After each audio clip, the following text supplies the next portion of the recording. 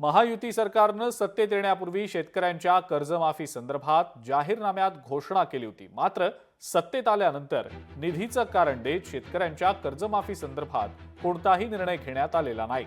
या संदर्भात सातत्यानं विरोधक टीका करत असताना आज उपमुख्यमंत्री अजित पवारांनी कोल्हापुरात बोलताना शेतकऱ्यांच्या कर्जमाफीवर अक्षरशः हात झटकले। त्यामुळे कर्जमाफीच्या मुद्द्यावरनं पुन्हा एकदा राज्यात रणकंदन माजण्याची शक्यता आहे।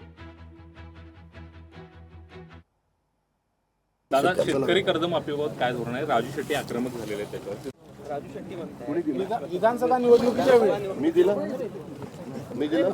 महायुतीने दिलं आश्वासन। तुम्ही जरी दिलं नसतं पण तुम्हाला ज्या खुर्चीवर बसवलं त्यांनी दिलं आहे ना।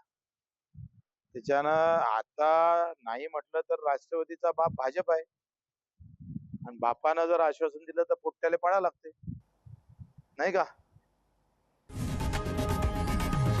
लोकशाही मराठी ऐका, पहा, जागरूक रहा।